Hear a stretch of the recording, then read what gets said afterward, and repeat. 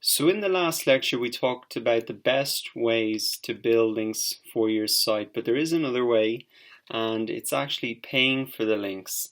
So I just wanted to call this out separately on a lecture and discuss it a little bit because it may be something that you've seen, heard about, and so let's explain a little bit more about this. Paying for links really comes under the heading of black hat SEO. And black hat is a reference to the old cowboy movies where the bad guy wore the black hat. So you probably get a sense that this is something a little bit risky, that's not playing by the rules exactly.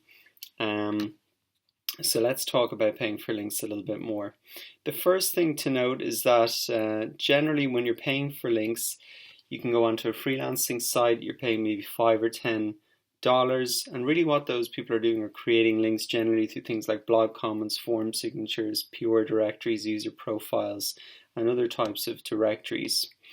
Now the thing is that generally these links offer the lowest amount of value, the lowest amount of power in these links because they're unlikely to come from authority sites and they're unlikely to come from sites that are within your niche. So if you remember, those were the characteristics of some of the of powerful backlinks.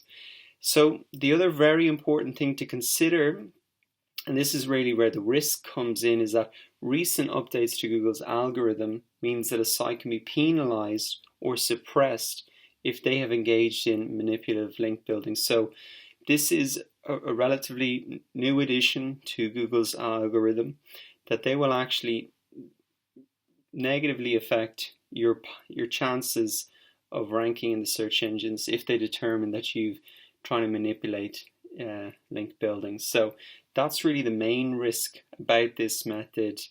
What I thought would be interesting is to maybe show you an example of where things can go wrong. And I had a client that had bought a link building package from one of these freelancing sites, and I'm going to show you that it's very obvious to anybody that this is very manipulative, looks very unnatural. So let's have a look at that.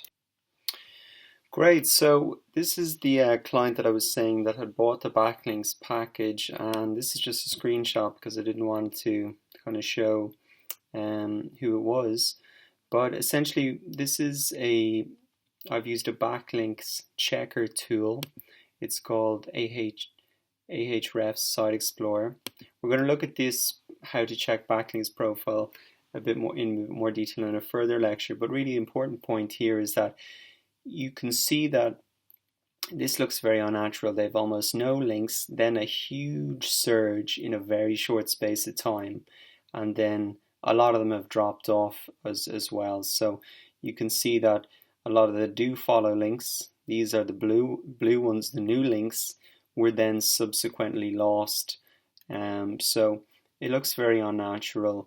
And if we can see it so obviously like this in a backlinks checker tool, you can be sure that Google picked up on this as well. So another interesting point is when I pulled an SEO report for these guys, I saw that the top 5 keywords on their site were Viagra, Cialis, Levitra. These are all types of drugs, I think. So obviously what happened is when the person who bought, when the guy who owns the site, he handed over the login details to the backlinks guy. What the guy actually did was then put a load of links on this guy's site pointing to all these other sites about Viagra, etc. So the double whammy of confusing Google in terms of SEO on-page optimization about what your site is about because they have all these new keywords in there, plus as well the bad reputation that looks all these spammy sites pointing to you now. So question is then, how do you get rid of these links that are pointing you from around the internet? In short, it's a difficult and slow process. You can use what's called the Google Disavow tool, which is in the Google Webmasters tool, where you basically say to Google, these are all the links, I want you to ignore them please because these are spammy, etc. But if you really want to be sure, the only way to remove them is to actually do manual outreach and email the people where the sites who have the links pointing back to you, and ask them to remove them. So again, a very tedious process that can take a lot of time. So in short, what I'm saying is that it's messy to clean up. It's risky from a search engine perspective. I'm not saying that buying links can't work. I think it can in circumstances, but I'm just showing you this is kind of worst case scenario, what can happen.